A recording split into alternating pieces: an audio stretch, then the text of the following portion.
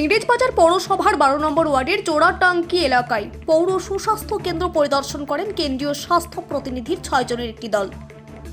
উপস্থিত ছিলেন ইংরেজবাজার পৌরসভার chairman Krishnendu Narayan Chowdhury, councillor in health in charge Sandhya Das, Kakuli Karmakar, স্থানীয় কাউন্সিলর ছবি দাস, মালদা জেলা মুখ্য স্বাস্থ্য আধিকারিক সুদীপ্ত ভাদুরী, ডক্টর অসীমা ভটনাগর সহ কেন্দ্রীয় স্বাস্থ্য প্রতিনিধির অন্যান্য সদস্যরা। গ্রামীণ এবং শহর এলাকার বিভিন্ন স্বাস্থ্য কেন্দ্র ও সুস্বাস্থ্য কেন্দ্রগুলি পরিদর্শন করেন তারা।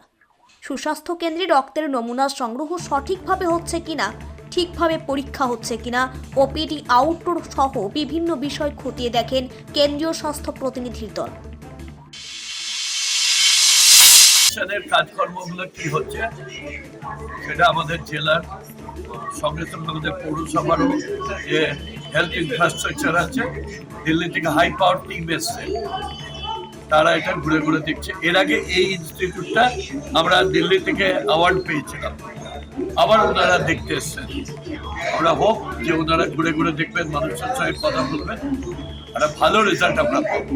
মাননীয় মুখ্যমন্ত্রী স্বাস্থ্য নিয়ে যা চিন্তাধারা করছেন সেটা রিফ্লেক্ট হবে।